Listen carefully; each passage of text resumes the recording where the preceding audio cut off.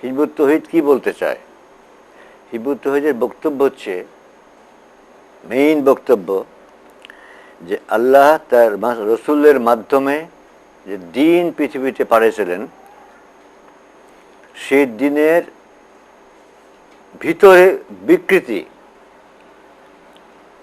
ভিতরে এমন বিকৃতি এসেছে যে সেটা আর সেই দিন নাই। এটা হচ্ছে হিজবুত তৌহিদের বক্তব্য। আর সেই দিনটা কোনটা, সেই দিনটার আত্মা কি, সেই দিনটার উদ্দেশ্য কি, আল্লাহ কেন পাঠিয়েছেন, এটা আল্লাহর রহমে হিজবুত তৌহিদ বুঝতে পেরেছে। বুঝতে পারার দরুন সেইটা হিজবুত তৌহিদ মানুষের কাছে পেশ করছে। এখন সেটা নেওয়া না নেওয়া মানুষের ইচ্ছা। আল্লাহ কোরআনে বলতেছেন, সত্য তোমাদের সম্মুখে পেশ করা হলো, যার ইচ্ছা গ্রহণ করতে পারো, যার ইচ্ছা গ্রহণ নাও করতে পারো। আমরা সেই রসুলের উম্মাহ হবার চেষ্টা করছি এবং তার পদাঙ্ক অনুসরণ করার চেষ্টা করছি, এবং তিনি যেভাবে মানুষকে দাওয়াত দিয়েছেন, যেভাবে মানুষকে বোঝাবার চেষ্টা করছেন, আমরা সেইভাবে চেষ্টা করতেছি। একটা জিনিসের যখন ভিতরে খালি হয়ে যায়, তখন তার বাইরের চাকচিক্য আস্তে আস্তে বাড়তে থাকে। যখন ভিতরে সে রিচ থাকে, ধনী থাকে, ভর্তি থাকে, তখন তার বাইরের লুকটা, বাইরের এটা কোনো থাকে না, বিশেষ কোনো মানে মানে কোনো ঔজ্জ্বল্য থাকে না, কিন্তু ভিতরে সে সমৃদ্ধ হয়। যখন নবী করিম সাল্লাল্লাহু আলাইহি ওয়াসাল্লাম বলে গেছেন যে, শোনো, তোমরা মসজিদগুলা সুদৃশ্য করো না, বিরাট বিরাট খুব বিউটিফুল মসজিদ তৈরি করো না। মসজিদ নববী হুজুরের সময় কি ছিল? মাটির ফ্লোর, উপরে ছাউনি কি ছিল? খেজুর পাতা, বৃষ্টি আসলে ভিজে কেদা হয়ে যেত। প্রায় এই কন্ডিশন বহুদিন ছিল। ওই মসজিদ যে জাতির সেন্টার, সেই জাতি পৃথিবীর শাসন করত। আজ কি হয়েছে? সবচেয়ে পরাজিত, নিগৃহীত, অপমানিত জাতি, কিন্তু তাদের মসজিদ কি হয়েছে? একটা গর্জিয়াস মসজিদ, মানে শান শওকতে বিরাট বিরাট শান শওকতের মসজিদ। আজকে এই কাগজটা আজকের বাংলাদেশ টুডে, এখানে জাকার্তার, ইন্দোনেশিয়ার একটা মসজিদ রিসেন্টলি তৈরি হয়েছে।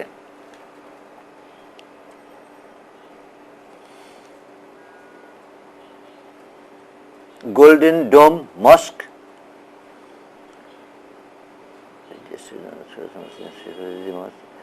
1999 সনে তৈরি হয়েছে।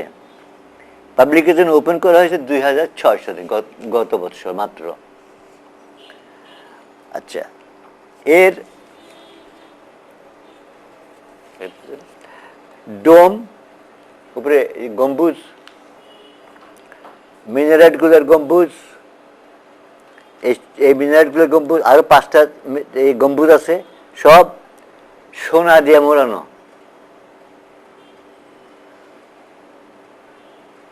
সোনা দিয়ে, ভিতরেও অনেক সোনার কাজ আছে। কি লিখতেছে? The Golden Dome Mosque has 8,000 square meter in area and contains gold on its 5 domes, tops of the minarets and interiors. 8,000 square metre, অর্থাৎ 24,000 স্কোয়ার ফিট সোনা দিয়ে কভার করা।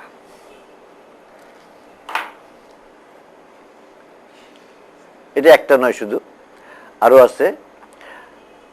মরক্কোতে একটা মসজিদ কয়েক বছর আগে তৈরি হয়েছে, আমার ঠিক মনে নাই, কয়েকশো মিলিয়ন ডলার দিয়ে, এই উপরে ডোম সোনার। আরও আছে, মালয়েশিয়াও আছে। নবী যে কথাটা নিষেধ করে গেছেন যে মসজিদ বিরাট এবং মানে মানে এরকম শান শৌকত করবে না, সিম্পল করবে, সেটা কি হয়েছে? এই যে হয়েছে এই অবস্থা। আর জাতি কি হয়েছে ভিতরে? পৃথিবীর অন্য সমস্ত জাতির পায়ের নিচ্ছে।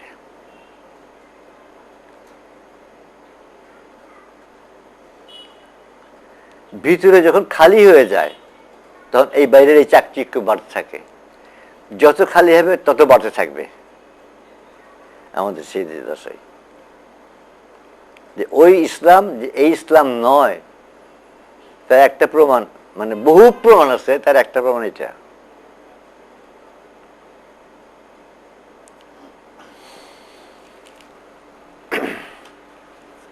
তো সেদিন আমি যেটা বলতেছিলাম, বোর্ড আছে, বোর্ডের নোক,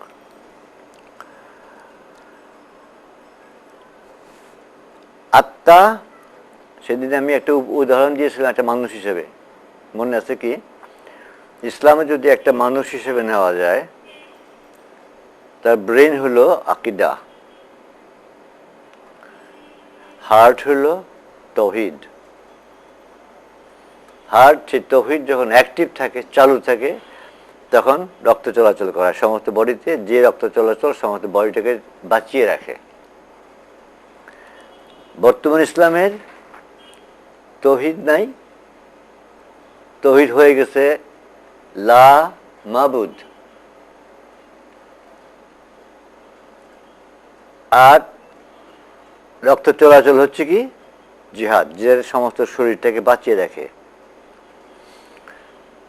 এমনকি আমাদের চুল যে গ্রো করে, নাখুন যে নখ যে গ্রো করে, এটাও ওই রক্ত চলা আছে বলে। এই প্রচেষ্টা জিহাদ ঠিক তৌহিদের পরেই এর জায়গা। ওয়াল্লাযী আরসালা রাসূলাহু, বোর্ডটা আসুক, বোর্ডটা আসলে আমি একটু ক্লিয়ার করে বলবো। ওয়াল্লাযী আরসালা রাসূলাহু বিল হুদা ওয়া দীনিল হক, আল্লাহ রসুলকে পাঠালেন কি দিয়া? হেদায়া, অর্থাৎ তৌহিদ। হেদায়াই তৌহিদ, দিক নির্দেশন, ওরিয়েন্টেশন। কি সেটা? লা ইলাহা ইল্লাল্লাহ, আল্লাহ ছাড়া আদেশদাতা কেউ নাই। ওয়া দীনুল হক, এর উপর বেস করা, এর উপর ভিত্তি করা দীনুল হক, দিন, জীবন ব্যবস্থা। হক অবশ্যই হক, আল্লাহর কাছে যেটা আসলো সেটা অবশ্যই হক, সত্য জীবন ব্যবস্থা। অর্থাৎ আমরা পৃথিবীতে আমাদের লাইফ কন্ডাক্ট করব কিভাবে, চালাবো কিভাবে, আমাদের আইন হবে কি, কানুন হবে কি, সমাজ ব্যবস্থা হবে কি, অর্থনীতি হবে কি, মানে একটা মানে মানুষের জাতি, একটা জাতি চালাবার জন্য যে ওয়ে অফ লাইফ, জীবন ব্যবস্থা, ওইটাই বলা হয় দিন। এই দিন কিসের উপর বেস করা? এই তৌহিদের উপর বেস করা। যে আমি করব, যে এটা করবো না ওটা করব, ডিসিশন কে দিবেন? ওই হুকুমদাতা, ওই এলাহ। সেই এলাকে আল্লাহ। এটা হলো আরসালা রাসূলাহু বিল হুদা ওয়া দীনিল হক। এই দুটো জিনিস দিয়া আল্লাহ নবীকে পৃথিবীতে পাঠালেন। তারপরে কি আসতেছে? লে ইউযহিরাহু আলা দীনি কুল্লিহি, এটাকে পৃথিবীতে কার্যকরী করার জন্য যত জীবন ব্যবস্থা আছে, সবগুলোর উপর একে প্রিভেল করা, একে জয়ী করা এবং এটাকে এফেক্টিভ করা। কারণ এই যে হুদা ভিত্তিক জীবন ব্যবস্থা নবীর মাধ্যমে আল্লাহ পাঠালেন, এরা যদি মানুষের জীবনে এফেক্টিভ না হয়, কার্যকরী না হয়, তার কোনো দাম থাকে? কিছুই থাকে না, নাথিং। আজকে যে অবস্থা, আজ কোরআন আছে, হাদিস আছে, সবই আছে, মানুষের আমাদের কালেকটিভ লাইফে, সমষ্টিগত জীবনে এর কোনো কার্যকারিতা আছে? কিছুই নেই। তো লাভ কি? কোন লাভ নেই। এই পাঠানোই নিরর্থক। নবী পাঠানো নিরর্থক, নবী জানিয়ে আসলেন সেটাও নিরর্থক, যদি সেটা এফেক্টিভ না হয়। এবং এই কারণে এফেক্টিভ না হলে এটা কোনো দাম নাই বলেই এটাকে একেবারে নবী যে জিনিস নিয়ে আসলেন তার সঙ্গে আল্লাহ বলে দিলেন, এই দুইটা পাঠালাম, এটাকে এফেক্টিভ করতে হবে, এটাকে কার্যকরী করতে হবে, নবীর দায়িত্ব দিলেন। হ্যাঁ, কার্যকরী না করলে দাম নেই। এই জন্য ইমানের সংজ্ঞার ভিতরেও ঠিক এই ইমানের পরেই আল্লাহর তাওহীদের পরেই কি আছে? জিহাদ ফি সাবিলিল্লাহ। ওই এফেক্টিভ করার যে প্রসেস, লিইয়ুযহিরাহু আলাদ দ্বীনে কুল্লি, এটাতে তুমি অন্য সব জীবন ব্যবস্থার উপর জয়ী করবে। কি করে করবে? চেষ্টা করতে হবে না, সংগ্রাম করতে হবে না, সর্বাত্মক প্রচেষ্টা করতে হবে না, ছাড়া কি সে সম্ভবপর হবে? ওইটা করার জন্য এটা ওর সঙ্গে একটা ইমানের সঙ্গে, দ্বীনের সঙ্গে জুড়ে দেওয়া দিয়েছেন আল্লাহ। এটা ছাড়া ওটা নাই। হিদা আর দ্বীনুল হক অর্থহীন যদি এটাকে কার্যকরী না করা হয়, অর্থাৎ এফেক্টিভ না করা হয়, মানুষের জীবনে সেটা যদি কাজ না করে। কাজে একসঙ্গে করে দেওয়া হয়েছে। নবী করীম সাল্লাল্লাহু আলাইহি ওয়াসাল্লামকে জিজ্ঞেস করা হলো, ইয়া রাসূলুল্লাহ, ইসলামের সর্বশ্রেষ্ঠ কাজ কি? বললেন, আমিনু বিল্লাহি ওয়া রাসূলিহি, আল্লাহ এবং রাসূলের উপরে ঈমান, অর্থাৎ তাদের ছাড়া আর কারো হুকুম মানি না। সেকেন্ড প্রশ্ন করা হলো, তারপরে কোনটা? বললেন জিহাদ ফি সাবিলিল্লাহ, ওটাকে প্রতিষ্ঠা করার জন্য। ওটা প্রতিষ্ঠা ছাড়া এর কোনো ভ্যালু নাই, দাম নাই। কাজেই ওই সঙ্গে ওটা একসঙ্গে লাগা দিয়েছেন আল্লাহ। এই জন্য জিহাদের গুরুত্ব এত বড়। প্রচেষ্টা, তুমি জিনিসটা পাওয়া গেল, ইফেক্টিভ হলো না, কোনো কাজে লাগলো না, যে এটা যে কোনো জিনিস সম্বন্ধে প্রযোজ্য না। এটা মোবাইল সেট, মোবাইল টেলিফোন একটা আপনাকে দিলাম, ব্যবহার করলেন না, কোন কাজ আছে ওটা দিয়া? ওটা কোন কাজে লাগলো? তো ওইটাকে একসঙ্গে করা হয়েছে কেন? আমানু বিল্লাহি ওয়া রাসূলিহি ওয়া জিহাদু, ওর সঙ্গে কেন করা হয়েছে? ঈমানের সঙ্গে। তার মানে এটা যে করবে না, সে পূর্ণ মুমিন হয়তো হবে না। যে ওই ভিতরে যখন অন্তঃশ্বাস শূন্যতা আসে, ভিতরে খালি হয়ে যায়, তখন বাইরের রূপ বাড়তে আরম্ভ করে। আমাদের যেটা হয়েছে, তখন নবী করীম সাল্লাল্লাহু আলাইহি ওয়াসাল্লামের সময় বা তার কিছুদিন পর পর্যন্ত ইসলামের যে বাহ্যিক রূপ, বাইরে থেকে যা দেখা যায়, কি দেখা যায়? সালাহ অর্থাৎ নামাজ, সালাহ, যাকাত, হজ, সওম, সবই এক আছে না? এখনো সবই এক আছে। এদিকে কি বাদ দিছে? জাতি হিসেবে বাদ দেয় নেই, কিন্তু ভিতরে নাই, খালি, অন্তঃশ্বাস শূন্য হয়ে গেছে। এবং অন্তঃশ্বাস শূন্য হয়েছে দেখেই বাইরের পোশাক পরিচ্ছদ, মসজিদ, এগুলা শান শওকত বাড়তেছে। এর মিল পাওয়া যায় কোথায়? আল্লাহ রসুল যখন আসলেন,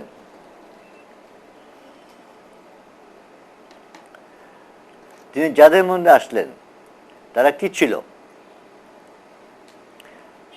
আমাদের আলেম সাহেবরা এমনি আমরা জানি তাই, তারা কাফের মুশরিক ছিল না, কাফের মুশরিক। আচ্ছা, কিন্তু এটা ইতিহাস যে তারা আল্লাহকে বিশ্বাস করত। আজ আমরা যেমন বিশ্বাস করি আল্লাহ আছেন এবং এক, বিশ্বাস করত। কাবারে আল্লাহর ঘর জানত এবং কাবাকে তারা যে সম্মান করত, আজ আমরা সেই সম্মানই করি, তার চেয়ে বেশি পারি নেই। প্রচণ্ড সম্মান করত, জানত এটা আল্লাহর ঘর। কাবাকে কেন্দ্র করে তারা হজ করত, কাবা তাওয়াফ করত, আজ যেমন করা হয়। কাবায় যাইয়া আল্লাহর জন্য কোরবানি করত, কাবার দিকে মুখ করে সালাহ অর্থাৎ নামাজ কায়েম করত, যে সালাহ ইব্রাহিম আলাইহিস সালাম শিখিয়ে গেছিলেন। এই সালাহ তো নবীর কাছে আল্লাহ পরে দিয়েছেন, যে সালাহ আমরা পাইছি।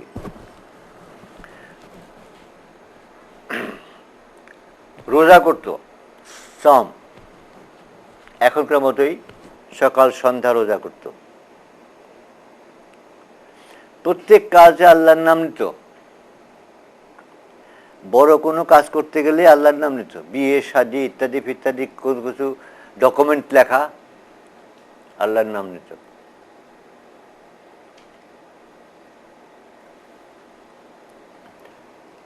আম্মা খাদিজার সাথে রাসূলুল্লাহর যে বিয়ে হয়, তখন তিনি নবী হন নাই,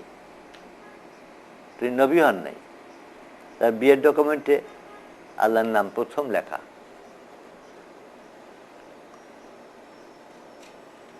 হুদায়বিয়ার সন্ধি যখন লেখা হয়, তখন আলী রাদিয়াল্লাহু আনহু লিখলেন বিসমিল্লাহির রহমানির রহিম। ওদের পক্ষের যে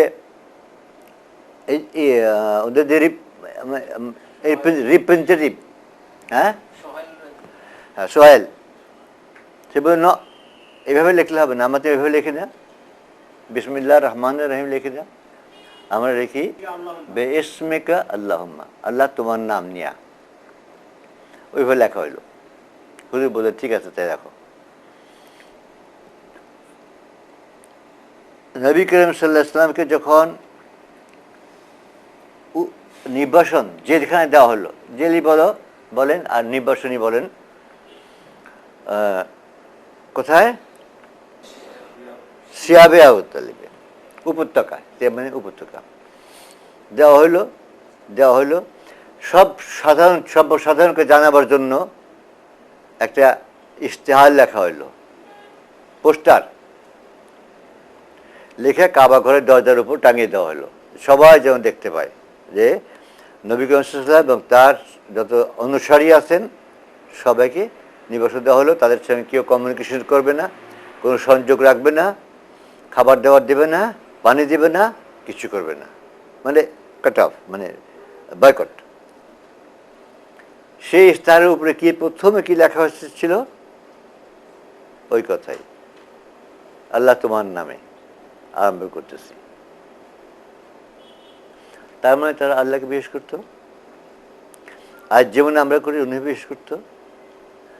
হুজুরের বাবার নাম কি ছিল? আব্দুল্লাহ, আল্লাহর উপাসক। তাদের ঈমান ছিল। এটা শুধু হিস্ট্রি না, এটা আল্লাহ কোরআনে 12-13 বার বলছেন। নবীরে বলতেছেন তুমি ওদের জিজ্ঞাসা করো এ সৃষ্টি কে করেছেন, তারা জবাব দেবে আল্লাহ, মহিম আল্লাহ, শুধু আল্লাহ না। তাদের জিজ্ঞেস করো আসমান জমিন সূর্য চাঁদ কে তৈরি করছেন, কে পরিচালনা করেন, কে এগুলোর কন্ট্রোল করেন, তার জবাব দেবে আল্লাহ। এমনিভাবে আর অনেক, তাদের জিজ্ঞাসা করো আসমান থেকে কে পানি বর্ষণ করেন, যে পানি হওয়ার দরুন তোমরা ফসল হইয়া খাও, তার জবাব দেবে আল্লাহ। 12-13টা আয়াত। তারা বিশ্বাস করতো না আল্লাহ? আল্লাহ নিজে সাক্ষী, ইতিহাস তো আছেই। তারা আল্লাহ বিশ্বাসী ছিল, কাবা আল্লাহর ঘর বিশ্বাসী ছিল, কাবা কেন্দ্র করে তারা বছরে একবার হজ করত, কাবা তাওয়াফ করত, কাবার দিকে মুখ করে সালাহ অর্থাৎ নামাজ পড়ত, 1 মাস রোজা করত, এমন কি খাতনা করত। ইব্রাহিম আলাইহিস সালাম খাতনা শিখিয়ে গেছিলেন, সে খাতনা করত, যে যুদের মধ্যে আইজও আছে। তাদের মধ্যে নবী আসছেন কেন?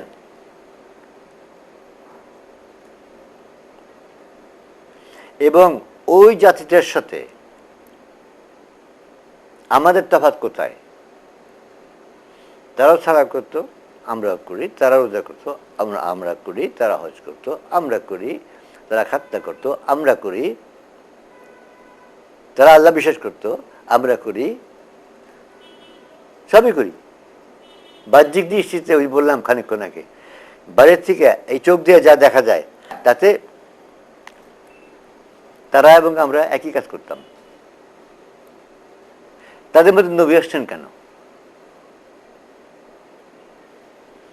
তাদের মধ্যে আল্লাহ নবী কেন পাঠালেন তাহলে? কারণ তাদের মাঝ থেকে তৌহিদ চলে গেছিল।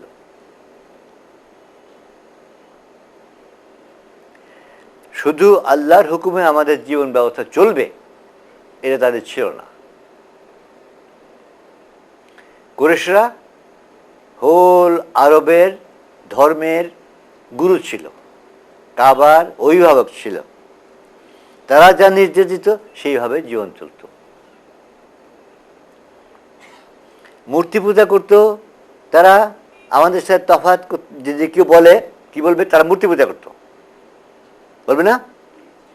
সবই তো মিলতে খেতেছে, সবই তো মিলে একই হচ্ছে, তফাৎ কোথায়? মূর্তি পূজা করত।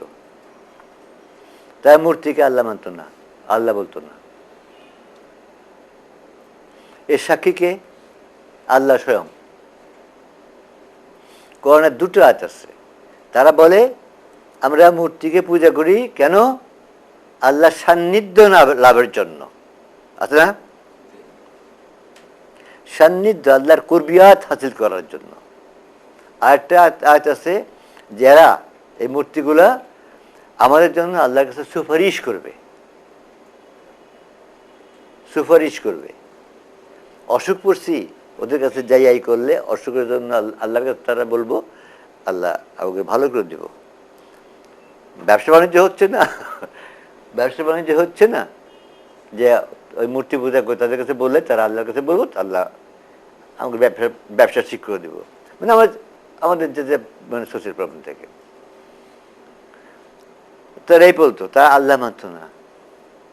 আজ যেমন হিন্দু 33 কোটি দেবতা মানে, কিন্তু তাদের আল্লাহ বলে না, তারা বলে ভগবান এক, এরা দেবতা, এরা দেবতা দেবী, এরা সব। তাহলে তাদের মধ্যে নবী আসলেন কেন? তাওহীদ ছিল না। যে হুকুমদাতা হিসেবে শুধুমাত্র এক আল্লাহকে মানব এবং রসুলকে মানব, রসুল তো হুকুম মানে আল্লাহর হুকুমই, এটা ছিল না। এই জন্য যখন নবীকে আল্লাহ হুকুম দিলেন তুমি এখন মানুষকে ডাকো হেদায়েতের দিকে, হেদায়েতের দিকে, কি করলেন? পাহাড়ে উঠলেন না, মক্কা সংলগ্ন পাহাড়ে উঠলেন। ওইটা ওই আরবদের একটা প্রচলিত একটাই আছে, ছিল আর কি, এখন আছে কেউ জানি না আমি। বিপদ আপদ কোনো খুব বড় কোনো ঘটনা হলে উঁচু জায়গায় উঠে তখন একটা কথা বলে ডাক দিত। কথাটা কি দিদি? ইয়া সাবাহ, ইয়া সাবাহ করে ডাক। তো সব লোক দৌড়ে আসতো, কি হয়েছে, কি কি ঘটনা, কি ব্যাপার, ডাক দিলেন। সব আসলো। আসলে বললেন যে আমি যদি বলি এখন যে তোমাদের এই পাহাড়ের এ পাশে একটা বিরাট আর্মি আসছে, তোমাদের অ্যাটাক করবে, তোমরা কি বিশ্বাস করবে আমার কথা? এক বাক্যে সবাই বলো নিশ্চয়ই করবো। হুজুর নাম ছিল আলামিন, তার কোনো মিথ্যা ছিল না, তার চেয়ে বিশ্বাসী আরো বা কেউ ছিল না, তার নামই ছিল আলামিন।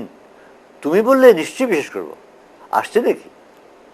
যদি বিশ্বাস করো তাহলে আমার আরেকটা কথা বিশ্বাস করো, বলো লা ইলাহা ইল্লাল্লাহ, ওই তাওহীদ, ওই তাওহীদ।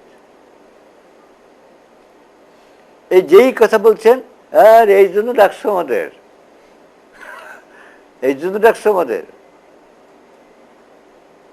আবু জেহেল তোরা আগেই গেল, এই জন্য ডাকছো আমাদের, তোরা সব চলে গেল। ডাকটা কি ছিল? নামাজ পড়া ডাক দিয়েছিলেন, রোজা করা ডাক দিয়েছিলেন, হজ করা ডাক দিয়েছিলেন? ডাক দিয়েছেন তাওহীদ, এক আল্লাহ ছাড়া কাউকে মানবে না। কারণ নামাজ তারা পড়ে, রোজা তারা করে, হজ তারা করে, তারা খাতনা বন্ধ করে। চলে গেছিল কি? তাওহীদ। ডাক দিলেন সেই তাওহীদের। প্রথম কথা বললেন কুল লা ইলাহা ইল্লাল্লাহ তুফলিহু, তুফলিহু, ফালাহ। মানে এটা বলো, এটা বিশ্বাস করো, বলো মানে বিশ্বাস করো, গ্রহণ করো, তুমি সাকসেসফুল হবে। ফালাহ, ফালাহ মানে সাকসেস, সাফল্য। কিসে সাফল্য? এই দুনিয়ায় সাফল্য, ওই দুনিয়ায় সাফল্য, দুই জায়গায় সাফল্য। ফালাহ, এই যে আযানের সময় ডাকে না, হাইয়া আলাল ফালাহ, আসো ইসের জন্য, সাফল্যের জন্য আসো। বললেন তুফলিহু, কুল লা ইলাহা ইল্লাল্লাহ তুফলিহু, এটা করলেই তোমরা সাকসেসফুল। বললেন, মুখে বললেন না, মানে গ্রহণ করলে সত্যিকার হবে তোমরা সাকসেসফুল। ইহ জগতেও সাকসেসফুল, ওই জগতেও সাকসেসফুল। শুনে সব চলে গেল। এই বিরুদ্ধাচরণ আরম্ভ হয়ে গেল হুজুরের বিরুদ্ধে। তারপর তো ইতিহাস, অত্যাচার, তারপরে শেষ পর্যন্ত হিজরত, এটা ইতিহাস। ডাকটা কি? তাওহীদ। ওই যে তাওহীদ, লা ইলাহা ইল্লাল্লাহ, অর্থাৎ আল্লাহ ছাড়া কারো হুকুম মানে না। ইলাহ মানে he who is to be obeyed, তিনি যার ইতাআত করতে হবে, যার হুকুম শুনতে হবে, তিনি। এইটা বর্তমানে লা মাবুদ ইল্লাল্লাহ হয়েছে। এখন অনুবাদ করা হয় লা ইলাহা ইল্লাল্লাহর অনুবাদ করা হয় আল্লাহ ছাড়া মাবুদ নাই। ইলাহ আরবি শব্দ, মাবুদ আরবি শব্দ। মাবুদ মানে যার ইবাদত করা হয় তিনি মাবুদ। ইলাহ যার হুকুম শোনা হয় তিনি ইলাহ। তাহলে কি হচ্ছে? আমরা সেই তাওহীদ থেকে বিচ্ছিন্ন হয়ে গেছি, সেই আরবের সেই কন্ডিশন ফিরে আসছে। একটা তফাৎ কি তারা বলবে এখন, যারা আমাদের বিরুদ্ধে বলবে, কি তারা মূর্তি পূজা করত, এখন মূর্তির জায়গায় আমরা কতগুলো ইজম পূজা করি। মানুষের গড়া কতগুলো সিস্টেমকে পূজা করি, বানিয়ে নিছি। পূজা মানে কি? ইবাদত মানে কি? যেটা সার্ভিস করা হয়, যেটা অ্যাকসেপ্ট করা হয়, দ্যাটস ইবাদত। ওইটা হচ্ছে ইবাদত। এখন পৃথিবীতে মনার্কি, রাজতন্ত্র, সমাজতন্ত্র, তারপর গণতন্ত্র, তারপর আর কি তন্ত্র আছে, ফ্যাসিজম, সাম্যবাদ, অনেক অনেক রকম সিস্টেমই এখন চালু আছে পৃথিবীতে। এগুলা হুকুম শোনা হচ্ছে ওইসব সিস্টেমের, এলার না, আল্লাহর না।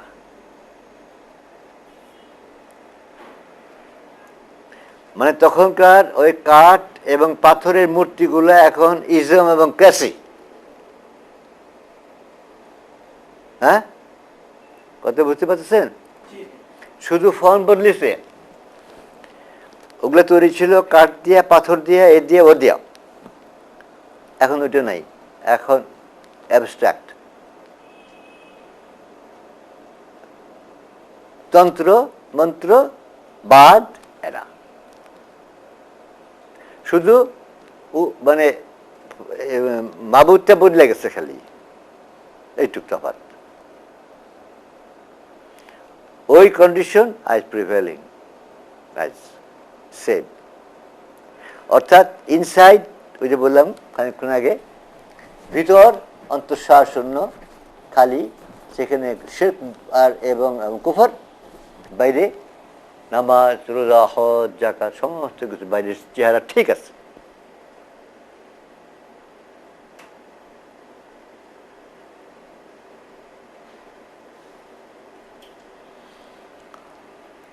এই যে এর আগে বলতেছিলাম তৌহিদ ভিত্তিক দিন, আর এইটা হলো তার প্রতিষ্ঠা। ওই যে খানিকক্ষণ আগে বললাম, এর যে প্রতিষ্ঠা না হয় কোন দাম আছে? নাই। তাহলে এইটা অর্থহীন যদি এইটা না হয়, না, আর এইটার কোনো প্রয়োজনই নাই যদি এটা না থাকে। ইন্টারলিঙ্কড, একটা একটার সঙ্গে লাগানো। এটা ছাড়া, এইটার প্রতিষ্ঠা ছাড়া এর কোনো দাম নাই। আর আর এটার কোনো মানেই হবে না যদি এর না থাকে। এইটা হলো সম্পূর্ণ, সেদিন এর আগে বলছি আমি, সম্পূর্ণ ইসলাম। এটা সত্য দিন। এই যে এখন মানুষ সারা যাকাত দেয়, হজ করে, সাওম করে, রোজা করে, ব্যক্তিগতভাবে করে। নবী আসলেন কি নিয়া? এই সত্য দিন হেদায়েত প্রতিষ্ঠার চেষ্টাও নাই, হেদাও নাই, প্রতিষ্ঠার চেষ্টাও নাই। মাঝখানে যে দিনটা, সেটার শুধুমাত্র ব্যক্তিগত সালাহ, যাকাত, হজ, সাওম আছে। কি রইল?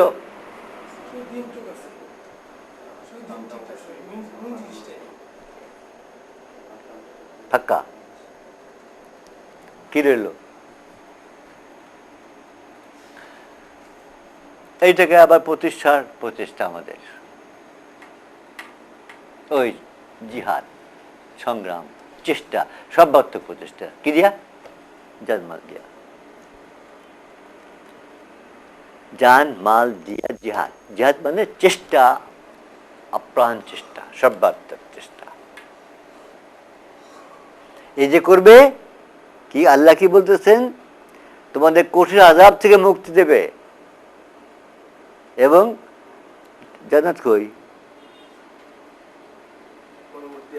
পরবর্তী আয়াতে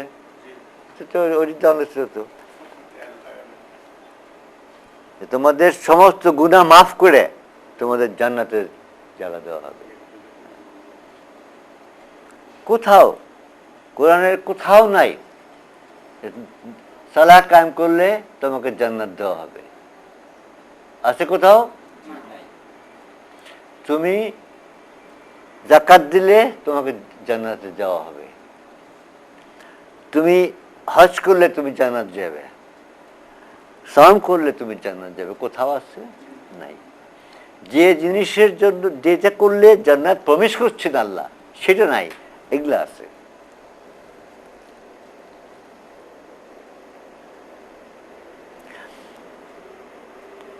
সেদিন আমি এর আগে আমি বলছিলাম, আমি কতগুলো জিনিস আমি বুঝি না, আমি বুঝি না। এই 1300 বছরে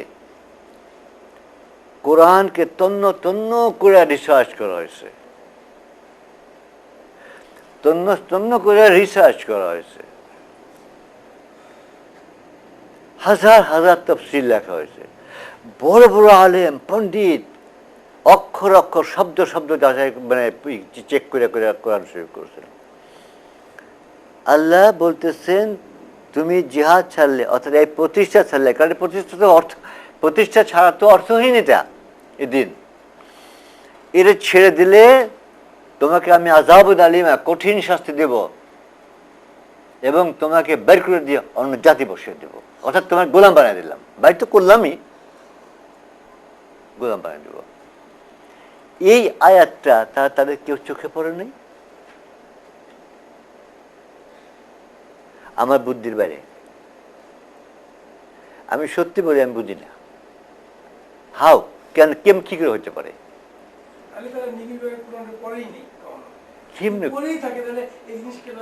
কেমনি পড়ে নাই, কেমনি পড়ে নাই, তারা তাফসীর আয়াত আয়াতের তাফসীর করে গেছেন, এত এত তাফসীর জানি। আমি বললাম আমার আমার আমার আমি বুঝি না, আমি বুঝি না।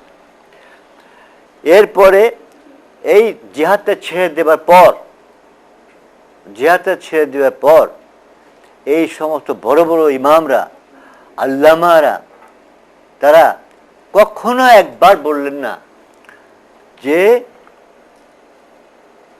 এই জিহাদ ছাড়লে আল্লাহ দেখো কি করবে, আমাদের কি করবে, সাবধান ফিরো এতে না। তারা বলছেন নামাজ পড়ো, রোজা করো, হজ করো, জিকির করো, যাকাত দাও।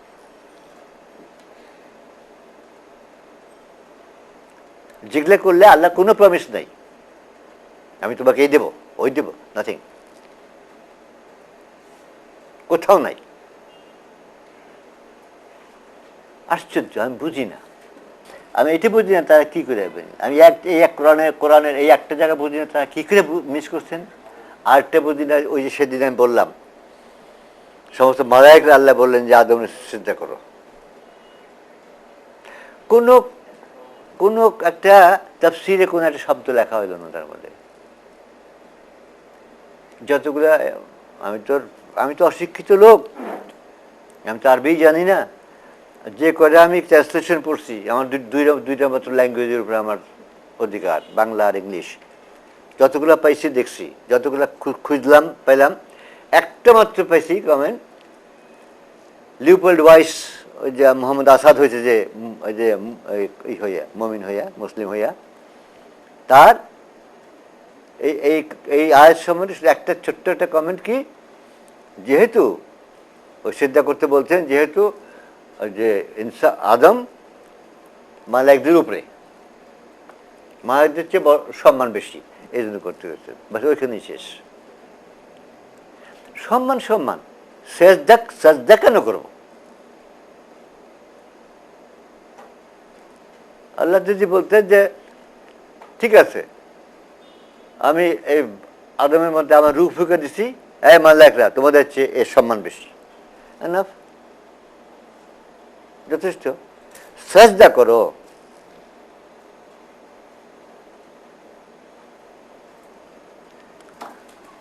এটা আরেকদিন পরে বলবো ইনশাল্লাহ। তো আমরা এখন যে ইসলামটা নিয়ে আসি, আমি সেদিন বললাম সমস্ত পৃথিবীময় ওই যে আল্লাহ সেই প্রমিস মোতাবেক যে তোমরা জিহাদ ছাড়লে তোমাদের গোলাম বানাবো, সেই মোতাবেক তিনি গোলাম বানালেন। গোলাম হবার পর এই খ্রিস্টান পাওয়ারগুলো আসার পর আল্লাহর শরিয়া টরিয়া সমস্ত ফেলে দিয়ে তাদের নিজেদের শরিয়া অর্থাৎ ল অ্যান্ড এভরিথিং সমস্তগুলো আমাদের উপর চাপাইলো, আজও চলছে। চাপাবার পর এমন মনে হয় সমস্ত ইউরোপের সমস্ত জাতিগুলা একত্র হয়ে বসে বোধহয় প্ল্যান করছে মনে হয়, কারণ সেই মরক্কো থেকে শুরু করে ফিলিপাইন পর্যন্ত এরা মাদ্রাসা প্রতিষ্ঠা করছে। আমাদের এখানে এই উপমহাদেশে করলো ওয়ারেন হেস্টিংস, আলিয়া মাদ্রাসা, অন্যগুলো অফশুর দাঁড়ালো, দাঁড়িয়ে তাদের নিজেদের তৈরি করা যে ইসলাম শিক্ষা দিল, সেই ইসলাম আজ চলতেছে। এটাকে আমি বলি খ্রিস্টান ইসলাম। এটা আল্লাহ রসুলের ইসলাম না। আল্লাহ রসুলের ইসলামের যে হেদায়া এর মধ্যে নাই। সত্য দিনের শুধু ব্যক্তিগত সাইড আছে, আর কিছু নাই, শরিয়া নাই। এই দিনটা মধ্যে শরিয়া, আইন কানুন অর্থনীতি দণ্ডবিধি সমস্ত কিছু এই দিনের মধ্যে, শরিয়ার মধ্যে নাই। প্রতিষ্ঠার জিহাদও নাই। তো কি রয়েছে? কিছু নাই। এইটা হচ্ছে যে খ্রিস্টান ইসলাম। এই খ্রিস্টান ইসলাম আজ চালু, শুধু এই দেশে না, শুধু এই দেশে নয়, সমস্ত ওয়ার্ল্ডে, হোল ওয়ার্ল্ড।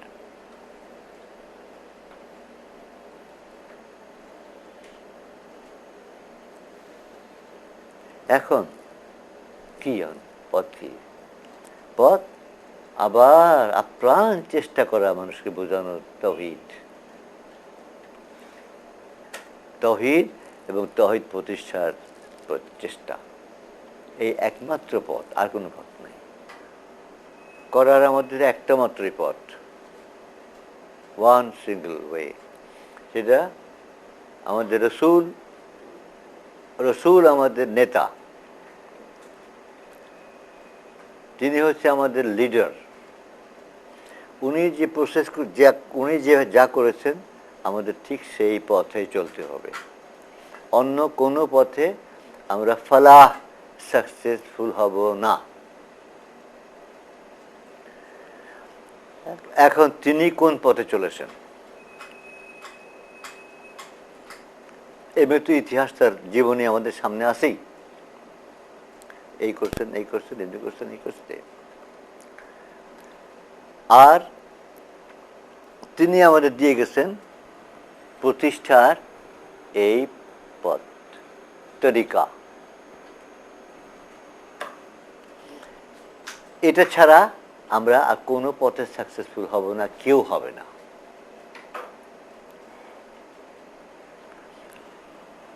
এই প্রচেষ্টা, সর্বাত্মক সংগ্রাম করার জন্য, চেষ্টা করার জন্য কি লাগবে? চরিত্র লাগবে না? সেই চরিত্র সৃষ্টির জন্য এই চারটা।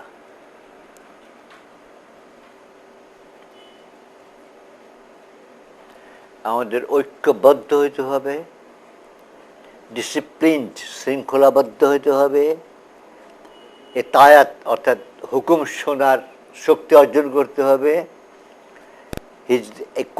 করার পর আমাদের সবার থেকে, গায়রুল্লাহর থেকে হিজরত নিজে আলাদা করতে হবে, করে তারপরে এই প্রচেষ্টা। আর নইলে এই প্রচেষ্টা আমরা সাকসেসফুল হব না। আমি এর আগে বলেছি যে একটা চেইন, একটা লিঙ্ক, একটা লিঙ্ক, আংটা, একটা আংটা, চারটা আংটা এমনি করে লাগানো। আর একটা ওই খুলে টান দিলে ওই জায়গা ভেঙে যাব, ওই জায়গা ছিঁড়ে যাব। প্রত্যেকটা মুজাহিদের এই চারটা একটা সলিড, কঠিনভাবে তার চরিত্রে গাঁথতে হবে। তবে ওই জিহাদে ফলা আসবে, সাকসেসফুল আসবে। এখন আমাদের সামনে এটা এখন করার, এটি আমাদের এখন করতে হবে। ঐক্য নষ্ট হয় এমন কোনো কাজ, কথা, ডিসিপ্লিন, শৃঙ্খলা নষ্ট হয় এমন কোনো কাজ, কথা, ওবেডিয়েন্স, এতায়াত নষ্ট হয় এমন কোনো কাজ, কথা, হিজরত নষ্ট হয় এমন কোনো কাজ, কথা কারো যেন না থাকে, কারো যেন না থাকে। তবেই আমরা ইনশাআল্লাহ এই জিহাদে অর্থাৎ চেষ্টায় সাকসেসফুল হব। কি? এই দিন প্রতিষ্ঠার।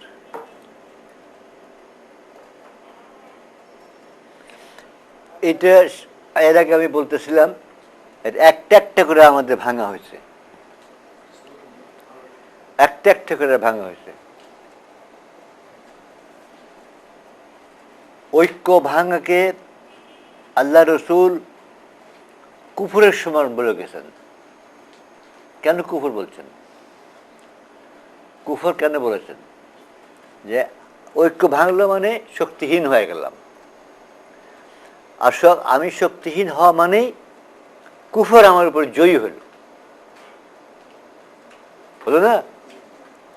আমি কুফরের জয় করে দিলাম, আমি কাফের হয়ে গেলাম, আবার কুফর হয়ে গেল না? এই জন্য কোরআনের আয়াত নিয়ে কোনো তর্ক বিতর্ক, যা নাকি ঐক্য ভাঙার প্রথম স্টেপ, এটা কুফর বলছেন। এবং নিজেদের ভেতরে ঐক্য নষ্টকে তিনি বিদায় হজে একের সরাসরি কুফর বলছেন। আজ আজ এই উম্মাহ কি হয়েছে? ঐক্য আছে? ঐক্য ওইও নাই। জাতিগতভাবে মজহাব আর ফেরকায় টুকরা টুকরা, আধ্যাত্মিকভাবে তরিকায় তরিকায় শত শত তরিকায় টুকরা টুকরা। কি রইল? ঐক্যের কি আছে? কিছুই নেই, একটুও কিছু নেই। শৃঙ্খলা তো কোশ্চেন নেই। এটা কার? নেতা কই? কার এটা? মানে ওইটা গেলে সবই যা, আর হিজরত করবার কোনো কিছুই নেই, জায়গাই নেই, কোন জায়গায় নেই যেখানে হিজরত করবা। এইগুলাকে আমাদের আবার আবার প্রতিষ্ঠা করতে হবে। ওই ঐক্য, ওই শৃঙ্খলা, ওই তায়াত, ওই হিজরত আবার করতে হবে আমাদের।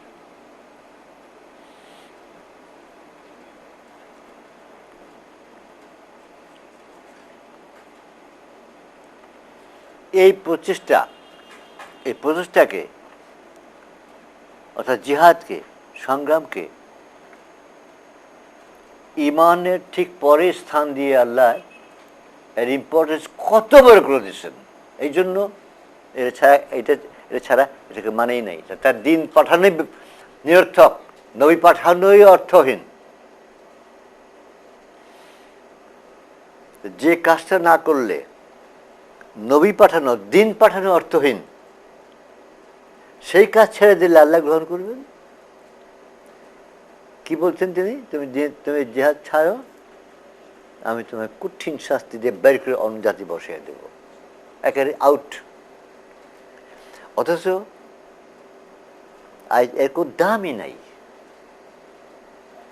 জিহাদে কথা বলতে গেলে তো বলতে ভয় পেয়ে এখন বেড়ে না?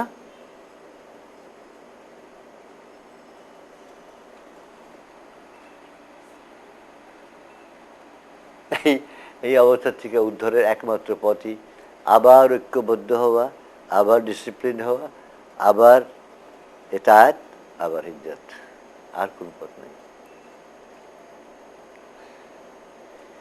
আর নবীর দেখানো এই পথ ছাড়া আর কোনো পথে কেউ সাকসেসফুল হবে না, হচ্ছে না। এটা জিহাদ এখন করতে গেলে কি হবে? অপমানিত হতে হবে, হচ্ছি। মার খেতে হবে, হচ্ছি। লাঞ্ছিত হতে হবে, হচ্ছে না? জেল যেতে হবে, যাচ্ছি। সবই এইটাই জিহাদ। জিহাদ মানে চেষ্টা, সর্বাত্মক চেষ্টা।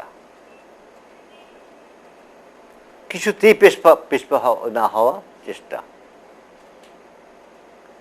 এবং নবীর সময়ে যা যা হয়েছিল আমাদের ঠিক তাই হবে। সেই অপমান, সেই লাঞ্ছনা, সেই মায়ের, এমনকি জান যাওয়া পর্যন্ত। নবীর সময়ে যে জিহাদের পিরিয়ড গেছে, মক্কার জান গেছে, মানে চূড়ান্ত টর্চার তো গেছেই, জানও গেছে, তারা শহীদ হয়ে গেছেন। আমাদের ওইটি ফেস করতে হবে। আমরা সাকসেসফুল হব কি হব না, এটা আমাদের হাতে না। এটা কি আমাদের হাতে না, এটা আল্লাহর হাতে, সম্পূর্ণ আল্লাহর হাতে। তাহলে কেন করব? এই জন্য যে আমরা ব্যক্তিগতভাবে যে যতটুক এই প্রচেষ্টা সংগ্রাম করব, আমরা তার পুরস্কার পাব। এটা আল্লাহর প্রমিস, আল্লাহর প্রতিশ্রুতি। আমাদের দরকার তো সেটাই, আমাদের দরকার তো সেইটাই, যে আমরা আল্লাহর দিন প্রতিষ্ঠার জন্য যে চেষ্টা করব, আমরা সেটার পুরস্কার আল্লাহর কাছে পাবো। দরকার তো সেটাই। প্রতিষ্ঠা হলো কি না হলো আমাদের হাতে না। যে জিনিসটা আমাদের হাতে না, তা নিয়ে মাথা ঘামানোর মানে আছে? কোনো মানে আছে? আমাদের হাতে দিত না, সেটা নিয়ে মাথা ঘামাবো কেন? কোনো দরকার নেই। যদি হয়, এটা কথা বলতেছি, নবীর সময়, হুজুরের সময় প্রতিষ্ঠা হচ্ছে না? হয়েছে। যারা তারা আগে শহীদ হয়ে গেছেন, তারা তো প্রতিষ্ঠা দেখে যান নাই, তারা দেখেননি তো। তারা কি ফেলিওর? তারা তো ফেলিওর না, তারা তাদের যা পেয়ে যাবেন, তাদের পুরস্কার তারা পেয়ে যাবেন ফর দেয়ার এফোর্ট, চেষ্টার জন্য, সর্বাত্মক চেষ্টার জন্য। যে যতক্ষণ চেষ্টা করবে অতক্ষণের জন্য পেয়ে যাবে। আমাদের সেটা কাজেই কি হবে না হবে কোনো চিন্তার কোনো কারণ নেই। সংগ্রাম, চেষ্টা, কি করে? মানুষকে বুঝিয়ে। দেখেন, নবীর মক্কি জীবনে 13 বছর কেমনি গেছে? মানুষকে বোঝাবার চেষ্টায়, বালাগ, যে তোমরা ভুল পথে আসছো, তৌহিদে নাই। ওই যে প্রথম ডাকটা খানিকক্ষণ আগে বললাম, কুল লা ইলাহা ইল্লাল্লাহ তুফলিহু, তোমরা ভুল পথে আসো। আল্লাহকে একমাত্র আদেশদাতা ভাবে না নিলে তোমার জাহান্নামে যাবে। আসো। এই ডাক তিনি কতদিন দিছেন? 13 বছর। তিনি কোনো যুদ্ধ করেননি তখন, কোনো আঘাত করেননি তখন, কিছুই করেননি, সমস্ত সহ্য করছেন তিনি এবং তার অনুসারী যারা ছিলেন, সমস্ত সহ্য করছেন, পিছপা হন নেই, সমস্ত সহ্য করছেন। তা বলে গেছেন, তবু ডেকে গেছেন, তবু বালাক দিয়ে গেছেন। আমাদের তাই করতে হবে।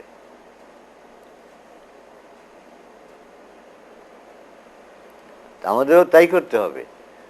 অত্যাচার আসুক, ওই যে বললাম, অপমান আসুক, লাঞ্ছনা আসুক, যত কিছুই আসুক, আঘাত আসুক, we have to stand that, we have to bear that, নিয়ে আমাদের এই ডাক চালিয়ে যেতে হবে। রেজাল্ট কি? আমাদের হাতে না, এটা আল্লাহর হাতে। ওরা সময় কোনো চিন্তাই করবে না। আপনি শুধু জেনে রাখবেন যে আমি যে চেষ্টা করতেছি, এইটার রেজাল্ট আমি আল্লাহর কাছে পেয়ে যাব, পরিপূর্ণভাবে পেয়ে যাব।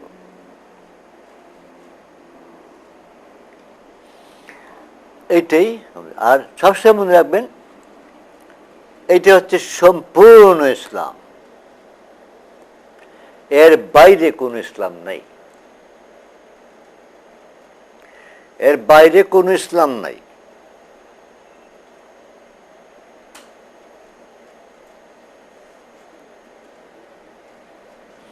ওই দ্বীনের ভিতর, দ্বীনুল হকের ভিতর সমস্ত কিছু আছে, কিন্তু এর প্রতিষ্ঠা ছাড়া এটি অর্থহীন, ইউজলেস। আজ যেমন ইউজলেস, আজ যেমন অর্থহীন, ওই ব্যক্তিগত পুণ্যের কিচ্ছু পাবে না, নাথিং।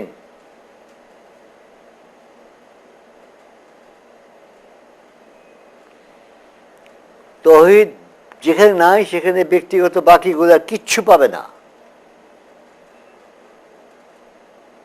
ফুদে আগুন ধরা দিল না, পানির উপর দিয়ে হেঁটে গেল না, কোন অবস্থায় না। সমস্ত কিছু প্রিকন্ডিশন, হিদায়া, লা ইলাহা ইল্লাল্লাহ, পূর্ব শর্ত। আর এই পূর্ব শর্ত যার আছে তার আর কিছু প্রয়োজন নাই। নবী বলছেন যে লা ইলাহা ইল্লার উপর অটল থেকে যে মৃত্যু পর্যন্ত অটল রইল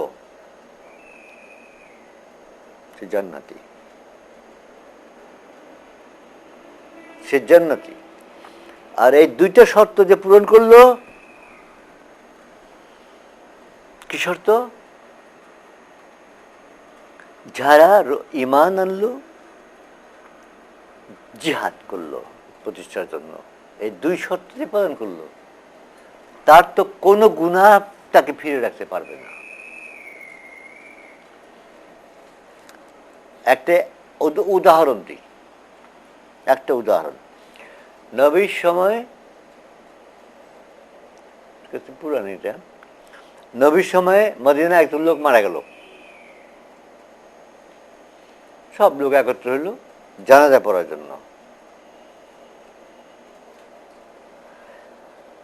সব একত্র হইল, তারপর নবী করিম সাল্লাল্লাহু আলাইহি ওয়াসাল্লাম তাশরীফ আনলেন।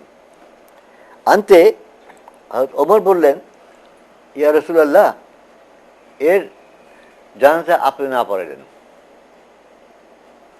মানে কথা হচ্ছে যে আপনি আমরা পড়ে দেই, আমরা পড়ে দিই। হুজুর জিজ্ঞেস করলেন, কেন ওমর? লোকটা ফাজের ছিল। আরবিতে ফাজের শব্দের অর্থ অতিরিক্ত খারাপ, মানে একেবারে চূড়ান্ত খারাপ। নবী শুনলেন, শুনে সমস্ত মানুষ জিজ্ঞেস করলেন, তোমরা কি এই লোকটাকে যে মারা গেছে কোন ইসলামের কোনো কাজ করে দেখছো কখনো? ইসলামের কাজ, ইসলামের কাজ কি? যেটা দেখা যায় সালাহ, যাকাত, হজ, সম, চোখে দেখা যায়। তোমরা দেখছো কি মানে কি? চোখে দেখা যায়। সব লোক চুপ, কেউ দেখে নেই, কেউ দেখে নাই, চুপ। খানিকক্ষণ চুপ থাকবার হঠাৎ একজন লোক বলল, ইয়া রাসূলুল্লাহ, একটা কাজ দেখছিলাম। এই হাদিস মিশকাতে পাবেন। কি? যে আমরা যে অমুক জিহাদে গেছিলাম, যুদ্ধে, এই লোক সঙ্গে ছিল এবং সে অর্ধেক রাত্রি সেন্ট্রি কাজ করছিল, পাহারা দিচ্ছিল। সেন্ট্রির কাজ, যুদ্ধ না। নবী বললেন, দাও। উনি যা পড়ালেন রাসূলুল্লাহ, ওমরের কথা শুনলেন না, পড়ালেন, দাফন করতে নিজে সাহায্য করলেন, পার্টিসিপেট করলেন। করে যখন শেষ হলো, কবর দেওয়া শেষ হয়ে গেল, তখন কবর দিকে চেয়ে বললেন, তোমার আসাবরা, আসাব মানে সঙ্গী সাথী, তোমার আশেপাশে ভাবতেছে তুমি নারী, নারী মানে আগুনে যা, নার মানে আগুন, অর্থাৎ জাহান্নাম। আমি সাক্ষ্য দিচ্ছি তুমি জান্নাতি।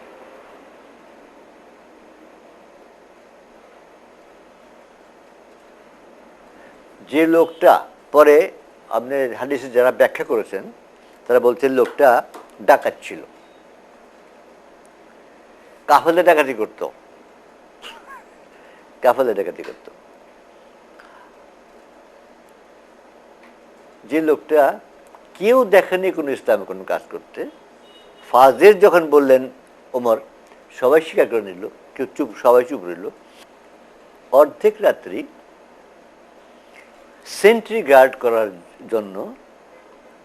করার জন্য নবী প্রকাশ্যে ডিক্লারেশন দিলেন সে জান্নাতি। কেন? কেন? সে জবাব হচ্ছে, সে যেহেতু নবীর সঙ্গে জিহাদে গেছে, মানে সে নবীর কাছে বায়াত নিছে লা ইলাহা ইল্লাল্লাহ, নাহলে কি জিহাদ যায়? সে ঈমান আনলো, তারপরে জিহাদে গেল, করুক না করুক গেল, সে শর্তটা পূরণ করে দিল। সূরা হুজরাতে 15টা সে পূর্ণ করে দিল।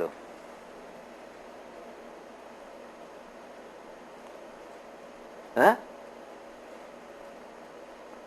কথা খেয়াল করছেন? দুটো শর্ত, দুটো শর্ত। আমানু বিল্লাহি রাসূলিহি, ওরা না হয়তো সে তোর হুজুরের সঙ্গে জিহাদ যেত না।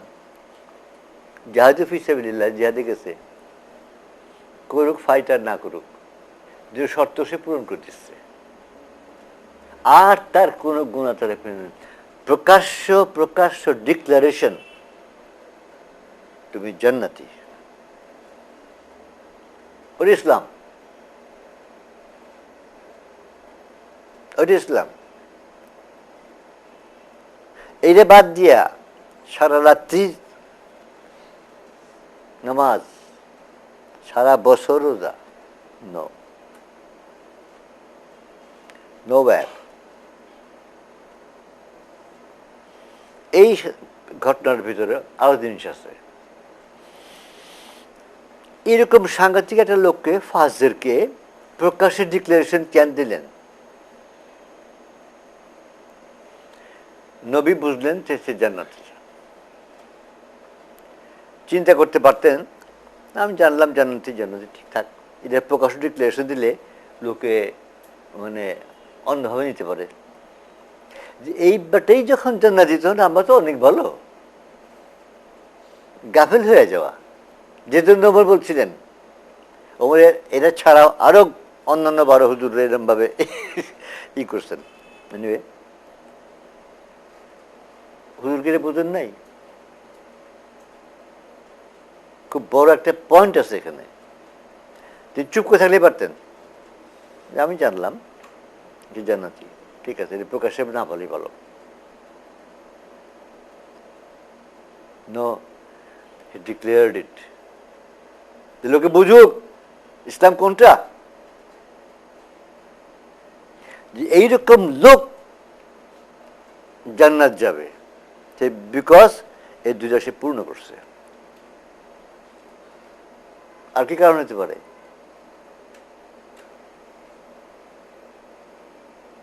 লোকে বুঝুক ইসলাম কি, ইসলাম কি, রাতটা কোথায়, বডি কোথায়। এই জন্য তিনি এই সবাই যেখানে জানলো যে লোকটা ফাজের, একে কোনো ইসলামের কোনো কাজ করতে কেউ দেখে নেই, তারপরে আল্লাহ রসুল প্রকাশ্যে ডিক্লারেশন দিলেন তুমি জান্নাতি।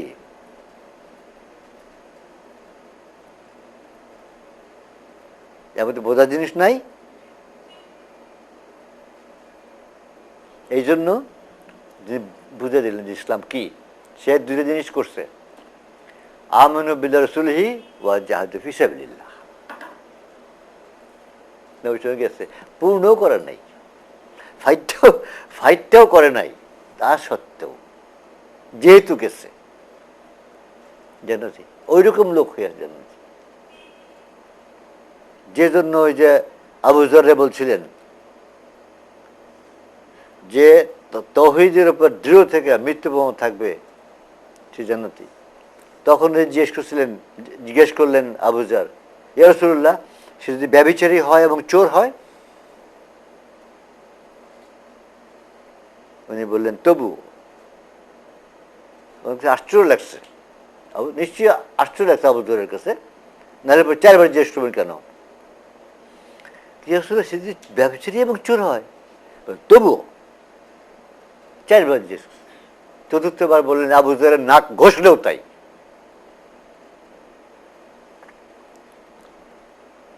ইসলাম কোথায়? ইসলাম কোথায় আর আজকের ইসলাম কোথায়?